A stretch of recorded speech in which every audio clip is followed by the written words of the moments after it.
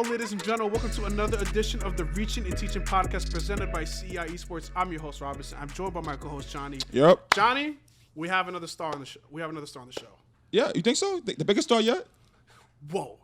He's up there. We've had JBM. We had it's a teammate of his. JBM is part of our best friends club because we've had him on multiple times. We've also had Gal in our last episode, which you haven't checked out. If you haven't checked it out, go check it out now. And now we have another all-star, two-time champion.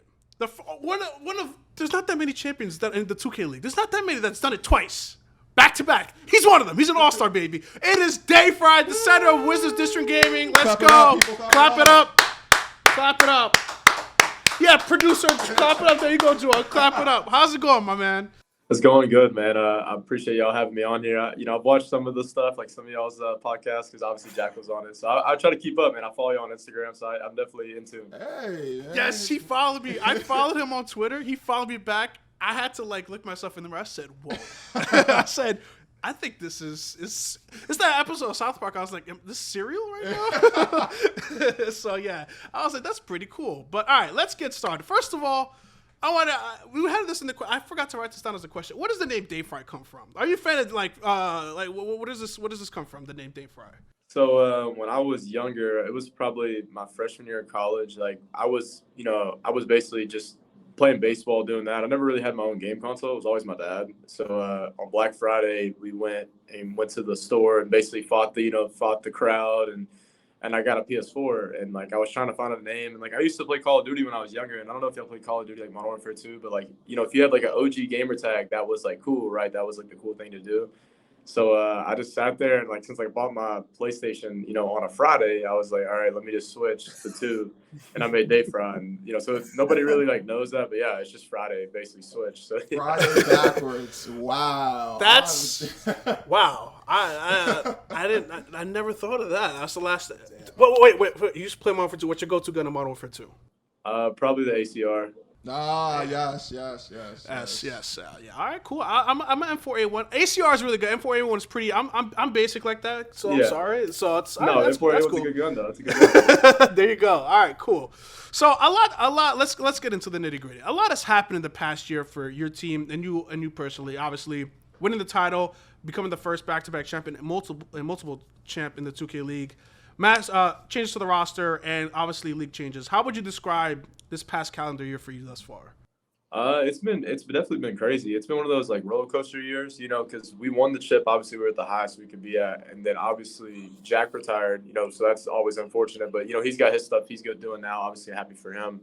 And then coming into this year, we knew there was 3v3 now and 5v5, and we had to get a new point guard, and we didn't know if we were going to get Brandon back or Beers back. So we kind of had to go in with an open mind, and we got Ty. We drafted Ty off rip, and then we ended up getting Brandon on the way back around.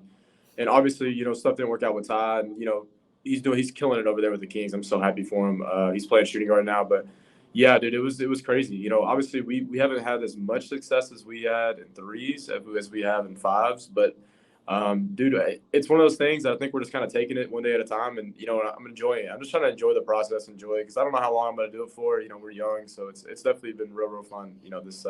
This past year, and even the years of the past. Yeah, so I think for you, it's kind of a weird position because I think you've been here since 2018, correct? And yeah. I think for you, you're the OG, right? You're one of those guys now that the guys coming into the league are looking up to and saying, okay, hey, this is where I want to be when I want to become a professional in the NBA 2K League. Right. And so I think for you, I think it's definitely been a whirlwind, but also the success has been tremendous. And to say that you couldn't have that success without obviously the help of JBM. You mentioned that he retired. So kind of talk about what your feelings are when that whole thing went down, how do you approach you guys about it, and kind of what your thoughts were kind of leading up to this coming season. Yeah, so I didn't have success when I first came in. The first 2 years, I didn't make playoffs. We didn't win much, tournament games when I was on the Mavs. Even my first year on the Wizards, we started off the season I think 0-4. So coming into that season 3, obviously we drafted Jack, we got Deanie, we got Just Awkward, Brandon, we had Reese then still. So we had a really, really good team. We were really solid, that first year, the first time we won it. And then season 4, I remember Jack, it was probably I would say probably midway through, he called me over to his room and he was just like, hey man, this is probably my last year. I got some stuff lined up for me and I want to go back to school. He's like, I want to do this, I want to do that. And, I couldn't hate him for it. You know, it was one of those things where it's like, I understand like other stuff. You have other callings, and you can do other things. And yeah, man. So like, I think the season 4, like season 3, he was like, Jack was kind of like, he wouldn't try to practice some days. Some days he wouldn't talk at practice. He didn't take it as serious. And then we won it. And then season 4, he was locked. Like he came in every day. He watched film before every practice on himself, not even on other teams. He was really, really like insightful during practice. He helped a lot, man. And I think like he knew it was like our last go around. And when we went to Dallas, we were just so prepared. I feel like we watched like Jack would watch his own film, and then me, Deanie, and Justin or Just Awkward, we would watch our own, together. And we watched probably, I couldn't tell you. We watched it like Netflix, man. It was like 4 to 5 hours of just straight film, trying to figure out people's tendencies, trying to figure out, what they like to do, what they want to do. And Jack was real big about, composure. Like he used to play tennis. So he was real big about like, it's a tennis match. You don't want to show your opponent, any body language, anything that they can use and like turn it against you. So we were real big about, being, we talked our trash, but nothing too crazy. And like, we would just be stone cold, the whole time. And I think that was why we had so much success down the stretch. And obviously when he told me he was retiring for good, it definitely hurt. But it was one of those things that I could never hate him for it. I was happy that we did what we did, and I made, tons of memories with him that I'll remember for the rest of my life. So I was definitely happy that we got to share that together anyway, those 2 championships. So what's been the mindset of your team? Obviously, Jack is not there now. You have a new team. You have a different point guard now. What's been the mindset of the team? What are the conversations like before and after games as you guys try to defend the crown and try to be not only you guys 2-time champs, you're trying to go for that 3-peat? Yeah. So, I think the conversations stay the same. We still have the same expectations, even though, it might be unrealistic to some people, but like, we feel like we have a chance to win it again. That's just how we feel. And when we come in, we take practice just as serious. I've noticed this year though, we definitely have I think we're like taking it more lighthearted this year instead of like being so intense because, we understand that we're going to have the growing pains. We understand that it's not going to be, sunshine and rainbows. Cause like last year we were so good that like, we would have 1 practice a day and, we would win our practice, win our scrim and go about our day. So like this year we got a lot more, it's a lot more scrims, a lot more, because we got to get better. We have a new point guard. He's trying to get used to us. We got to get used to him. And, our team isn't easy to play with because, you have Just Awkward who's super, super aggressive. He's like super into it. He wants to call his cutout every time he has it. You have Deanie who's calling out everything that he wants on offense. And then like you have Brandon who wants to move around. And like me, I'm always talking. So whoever we, got in at point guard, we knew it was going to be growing pains. And I think that's what happened with Ty. And it sucks because, he came in and I feel like we didn't really get everything we could out of him because like it was one of those things that like we were trying to get him to compensate for us, but we weren't really compensating for him.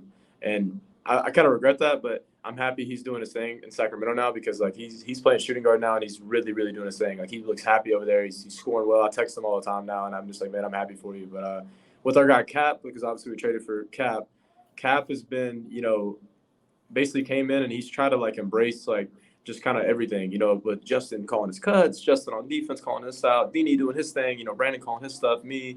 And I feel like we finally, I wouldn't say we're finally there, like where we want to be, but like we're definitely getting there, like day by day. I feel like we're getting closer and closer to where, that level of play we need to be at to win that 3rd one.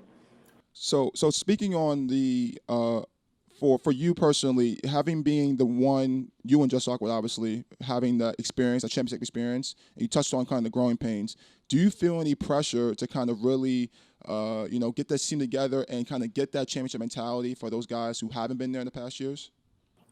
I wouldn't say pressure. I just want them to experience it, man. I feel like that's the big thing. I don't even know if you would call it pressure. I just feel like it's like an expectation, I think is a better word for it. We have an expectation that we feel like we have to meet. And obviously when we don't meet it, that's where you feel like, man, we could have got that or, this or that. And that's why I feel like with Cap, like I try to like, after practice, even when we had Ty, like after practice, I try to talk to him like, hey man, like, what do you see? Like, am I saying too much? Am I doing too much? Like, or, same with Justin, like Justin tries to call out a lot of stuff for us and so does Brandon. And, I think we just try to get to that point where everybody can be transparent with each other and everybody can kind of call out what they want and nobody can, feels like, they're stepping on each other's toes. And once we get there, that's where, we can reach that next level. And like, obviously our defense is still, we still probably have the best defense in the league or top 3 anyway. And so we always have that. It's just like getting our offense to that level again. And, that's the growing pains because it's a new point guard. It's a new system. It's, it's all that stuff is new, man. And you just got to enjoy it. So that's what I've been doing.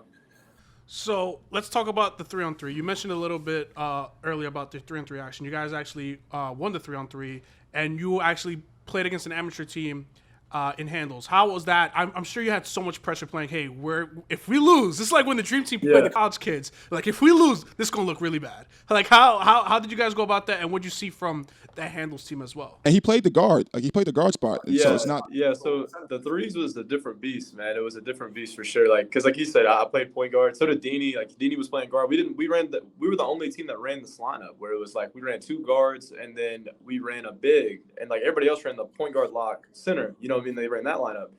Well, I was playing lock basically on a shooting guard build because it had decent defense. Like it wasn't like great on defense, but it had good enough defense where it could hold D. And like we had Justin who was playing the big, so he could, he plays lockdown and 5, so he could switch on the ball. And Dini, Dini's really smart, good on defense, so that's why we did it. But like when we went to that handles game, like we knew they were probably the best team we were gonna play. Like it wasn't like they were amateurs at that point. We kind of had the respect for them. It was like we were watching their film and how they played because they played. That's all they do is play stage. Like, they play threes and. So we were like watching them play, and I'm like, man, this team, like they have plays, like they run like, they had this one play where like their elite shooter would run to the, he'd run like basically baseline, run out, run back out to the corner, and then the guy would, he would dex the top, which basically he'd run in, their power forward would run in, run out, and it was something was always open, and I was like, wow, all right, so like we got to lock in, and I remember like I think we won the first game, if I remember correctly, and then we went back and forth, and then we threw game 4, like we absolutely launched game 4, like we basically had the game won. Me and Dini both didn't take wide open shots. They come down, win the game. And I remember in game 5, I was sitting there. We were down. I think we were down 19-20. So all they needed was a 2 to win the game. And I was like, I told him. I just told Justin. I was like, yo, I got me one here. I was like, let me get one here. And I blitzed the lead shooter. I got the bucket on the other end. We ended up winning the game. But I'm not gonna lie, I was probably the most nervous I probably ever was on stage. I played for a lot of money and I played against a lot of good players, but like that team was really good. And like obviously, I know they're already back; they qualified again. Like that team is gonna give a lot of teams hell. Like they're really good threes, like really, really good. So like I'm happy. That's the cool thing about the threes though is I would never know any of them. I knew them from like playing them on stage, but seeing them on stage, like they have a legitimate future in this stuff. They're really, really good. So like I'm excited to see what they do and excited to see like what happens in these next couple of years with the amateurs and the professionals. So let's talk about something different. So we met you at the All-Star event last year, which happened in Brooklyn because we're based out of New York. So glad to have you in New York. And you were talking about you always wanted to open up your own barbecue chicken spot. So where are you with that? And first of all, what inspired that, and where are you with that? So barbecue chicken's a little bit part of it. It's more straight up barbecue. So it's more like pulled pork, brisket, mac and cheese, stuff like that. But we're doing like different stuff too. We're doing breakfast tacos too. So we are actually, it's me and my dad. My dad kind of was the inspiration behind all this because he loves cooking out. And like one of his buddies, his name's Zach, and he's one of my friends too. So like they're really good at cooking. And I was like, hey man, like I feel like, because they've been doing their same job probably for 20 years or so, like a little bit more longer than that. I was like, hey, how about we invest in ourselves and like see what happens? Like if we invest in this and if it doesn't work, it doesn't work. But like let's go for it. And if it works, great. If it don't, it don't. And I remember we were talking about it, and now we got our LLC done. We have our business account made. We actually already put our down payment on the food truck. We get that. I think I get our food truck in October. Okay. And we've done a couple of catering gigs already. So the name of the place is called HotHeaded BBQ. That's the name. So we're basically, we're basically getting there. It's like one of those things. It's a process, man. So I'm excited. And by the time I get back, I think after this season, we should have our truck and start, basically putting together all the pieces to make it work. But yeah, I mean, I'm really, really excited. And we can catch this cart in Texas, correct? Yeah, it should be in the DFW area. I think we're going to travel though a lot. Like, so we might go to Austin, we might go to Houston, it just depends like where we want to go market ourselves at. But yeah, I think we're going to be in a good spot here in a couple of years, hopefully anyway. Rob, we have our destination. We have it booked and ready to go. I'm trying to get some real good barbecue, some Southern barbecue, my guy. But do you put barbecue on everything that you eat almost? Like what do you put barbecue on like when you eat Johnny? Let's talk about it. Let's go through this right now. What do you like? What's your barbecue thing? So when you're doing Southern barbecue like that, what Dayfri's talking about, like you don't necessarily put on everything, but you kind of like marinate it in it, and it's kind of like barbecue, like you're literally barbecuing it, like you're smoking it out. I'm not gonna lie. I'm a picky eater. Like my knowledge of barbecue goes like when I go to Burger King, when I buy French fries and chicken nuggets, I dip it in barbecue sauce. That's my thing. But hey, if they offer it, I'm not gonna say no. I'll eat that stuff when it's grilled and all that stuff, barbecue it. I'm all in. I'm not gonna say no to it. Like, come on, man. But hey, Johnny, you gotta have to show me. Therefore, you have to show me because I'm missing out. I need to try it out. I haven't been to Texas yet. This could be a reason why. We've been talking about it for a while. We missed WrestleMania this year. We have to do it. So I look forward to the chance to try some barbecue, and I cannot wait. So, but where does your love for barbecue come from? Like, I just talk about like it's something opening up a business. That's something you just do on a random day. Like, oh, I want to open up a business where you can barbecue stuff like that. So just like, where does that come from?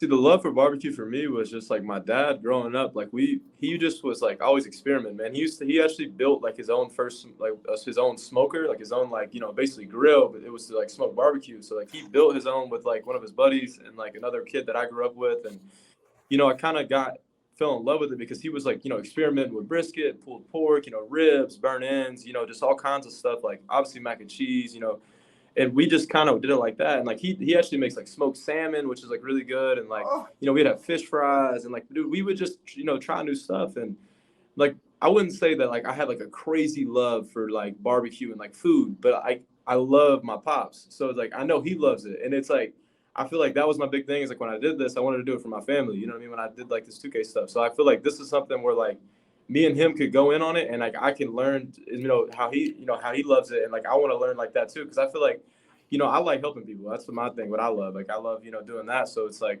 I think, if we can make the food truck work, and like we can basically make great food, I feel like that'd be really cool. And obviously, I know he enjoys it a whole lot. Like every time I go home, like he's got the food channel on, to the barbecue channel, like watching like all kinds of stuff, the competitions and stuff like that. So he loves it, man. And I just feel like that's like the thing now where I'm at in my life, where I'm like, okay, like I really want him to be able to retire from what he does, every day and just do this for a job. Like he can wake up and just cook food, because I know he loves it. And I'm excited, man. I'm excited to see where this goes. It's like, it reminds me, like I could just picture, because it sounds like he's such an intense barbecue guy. I could just intense, like you guys, when you're studying film with 2K, it's just like him just studying the Food Network, just like slather that on real quick. Just slow replay, go to slow replay, just slather it on. I like that. So yeah, but that's awesome. Like I think we always want to envision like a life where our parents can retire, because based on what we do for them, because what they do for us. But that's awesome. So, and that's ultimate bonding time, I think, for you, Dayfri, for yourself and your father. I think that's precious times that you can never take back, right? Like those moments where you're just sharing with your dad, cooking and doing things that he enjoys, as well as yourself, I think are memories that you'll have forever. So I think that's pretty awesome that you guys are able to take this venture together.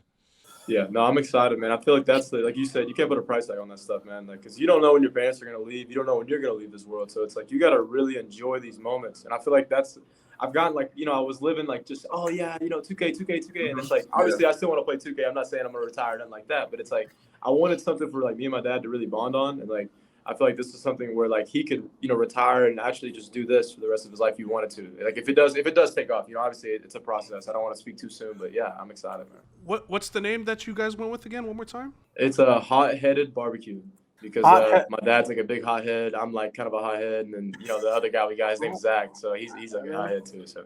We've seen you on stage, Dayfri. You get pretty emotional up there, intense. So I can see where the name ties into.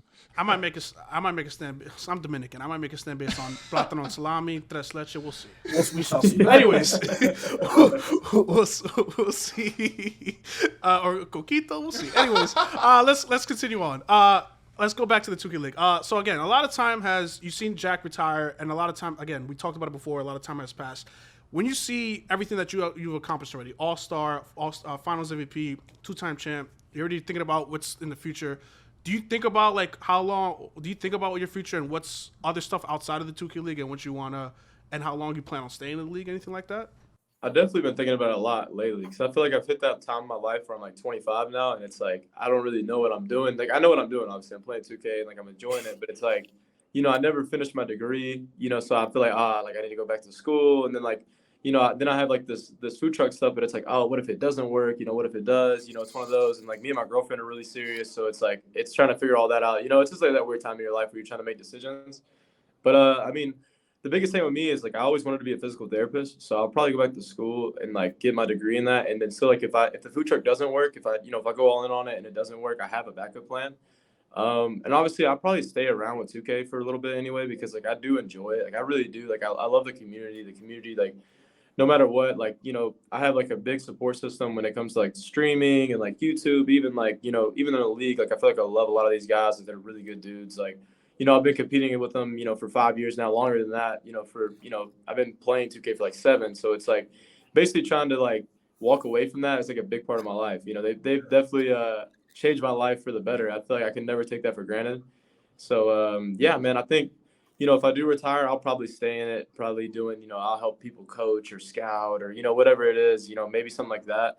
But I just want to see it grow. If it's not with me in it, if it is with me in it, I just want hopefully it blows up one day where it's huge. And it'd be cool to be like, yeah, I was a part of like that first group that basically built the pillars to make it what it is. So I think that's really cool. So yeah, man, for like me, I don't really know yet what I'm doing. Obviously, I have the food truck stuff. Obviously, I want to go back to school. I got a lot of stuff like I got to decide. But man, I'm just trying to live life, man. I'm just trying to enjoy day by day. And I think that's been my biggest thing lately is just enjoy it and then enjoy what we do and enjoy the people around you. So you talked about something being a physical therapist. Well, a lot of people, some people don't know this a lot. Let me get this correct. You tore your ACL 3 times, correct? 3 times, yes, sir. I'm not gonna lie. If I was you, I would have called it a life. I give credit to you. I would have called it a life. I messed up my pinky, and I said this is not cool. And I can't imagine you just because you played baseball, obviously, and I just can't imagine like tear your ACL, and then you're just like, you know what, this is not gonna stop me from doing what I want to do. And now you want to help other people because I can't like, just fathom like all those times you go to physical therapy, like, and the guy to like. You're like, yep, I'm here again. Let's get to it. So just all the credit to you for that because we seen D Rose do it once, and I was just like, damn. Do you think, Dayfri, like for you, kind of going through what you went through with the ACL tears, do you think that kind of mentality that you built up during those tough times kind of helped you in your life in general, right? Whether it's pursuing this food truck, whether it's 2K related, like, do you think those moments of hardship kind of built you up for where you're at now? Definitely have, man. I feel like I don't know, like, because I tore it the first time when I was at college, and like I was down and out bad, man. I was like, just sad, because like when I was at college, it was kind of like, well, damn, I don't have baseball anymore. I'm just gonna go to school. I didn't have like a plan, and I think that's the scariest part. There's nothing more scary than when you don't have a plan for yourself. And I feel like I didn't have one. Like I legitimately didn't, and like 2K kind of saved me because like I was playing 2K, but I was just playing it, for fun. Like I was just playing it with tournaments here and there. Then the league got announced, and then that's kind of how I got into the 2K league and like did that, and I went for that. But whenever I toured again this year, and like I don't know, dude, that's why like this year I've been really, really like trying to just stay more positive, trying to because like it's so easy to get back into like a negative mind state whenever you're down and out like this. Because like right now I'm talking to you, my knee hurts, and it's like and it sucks, but it's like one of those things. It's like what can you do at the end of the day? Nobody cares. You might as well just figure it out. And so I think that's why I'm kind of like resilient, man. I kind of just keep on keeping on, and that's why this year, like, I try not to talk as much on stage. Like, I try to be a little bit more nicer. I try to like watch what I say because, like, man, people, you never know what somebody's going through, and like, yeah. I try to really, really like, believe that now because I used to just think, I'm just gonna do my thing and just, whatever I do is what I do, and that, nobody, if somebody says something, I don't care. It's one of those, and like now I've like learned, I've matured a lot, especially this last ACL tear. It's definitely like got me to mature a lot more, and yeah, man, I've definitely would say it's helped me, grow as an individual and as a person. So most definitely. It's positive vibes only. That's all you can wish for. All right, let's get to the last part of this interview. We have a little thing we like to do. We like to spit some questions at you, and we want to get you a quick response and see what you think. It's called the hot seat questions. Yes, I know it's very basic, but let's get to it. So let's get started. I'm not gonna lie. Some of these questions I thought was when you wanted to do barbecue chicken, but you're just trying to do barbecue. So forgive me if these questions sound a bit like. It's okay. So I'm gonna hijack the first one because the first one is wrong. So I'm gonna get you right now, Dayfri. Brisket or ribs? Brisket. All right. So favorite. All right. We're gonna go to the chicken wing section. Do you like with bones or boneless wings? Boneless. I'm gonna get a lot of hate for that. Oh, let's go. I don't mind bones, but like boneless because it's just less messy. Like less. Okay. You know what? You could just use a fork, get right to it. You know what? We're going to Buffalo Wild Wings this Thursday. 50% off. It's happening. Let's do it. Anyways, best wing spot. It could be local, or it could be general, anything like that. I would probably say Wingstop, and that's not a good wing spot, but if it is, then the top. All right. Favorite player in the NBA. Wait, one more. Favorite player in the NBA. Ooh, Kevin Durant. Ooh, it's tough one. You and John, your favorite players are Kevin Durant. It's a tough Hey, one. the Knicks. Your team is the Knicks, sir. Last time I checked, the Nets and the Knicks won the same amount of playoff games as me. 0. Anyways, let's keep it going. Best center to use in NBA 2K. Best center to use in NBA 2K, probably Shaq. All right. You want to go Yao Ming? Nah, Shaq. I like Shaq over Yao. Okay. All right, because we use Yao Ming. We already got it. We already know that's the whole deal. Who's better, Jokic or Embiid? Oh, I like Jokic. Oh, there it is. He should have. I'm with him. He should have won MVP. I'm on the Jokic bandwagon for it. He should have won MVP. No, I think so. This is my thing. I think Embiid should have won MVP, but I like Jokic better because I like his passing. I love how he gets everybody involved. I think the term, people don't talk about what the word MVP is. Like, Jokic was doing it without Murray. He was doing it without Porter Jr. throughout the whole season. I know Jokic. I know Embiid was doing the whole Ben Simmons thing. Yeah. Then Harden came, but that took it away from him. I think when Harden came, Harden stinks, bro. but hey, he took away he beat my Knicks. All right, so that was tough. That hurt. But anyways, let's keep it going. You are a big jersey guy. Can you name the jerseys that you have, or if you have, unless you have a lot? I got a lot, but I could probably name them all. All right, go ahead. Shoot. So I got Buster Posey. Okay. I have Machado on the Orioles. I got Ohtani. I have Lindor on the Indians. I have Bryce Harper on the Phillies. I have Max Scherzer's Nats jersey. I have Kevin Durant's Seattle Supersonics jersey and his Nets jersey. Nice. I have just drew a blank. Who else? Oh, Giannis. I have Giannis's Bucks jersey.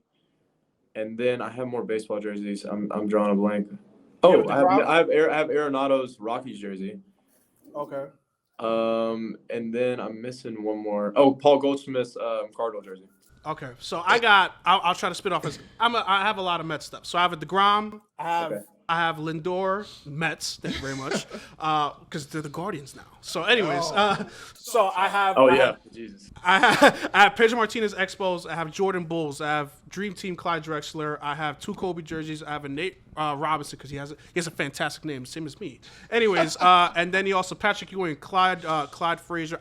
We're in the same boat here. I'm a big jersey guy. I'm trying to get me a Shohei Ohtani jersey. They just dropped the new Angels one, but it's almost $500, which is crazy to me. So I gotta think about it. Bro, you good? You good, money? You good? All right, we'll talk about that off the camera. So Dave, last one. Any jersey that you're looking for, or that you're trying to hunt?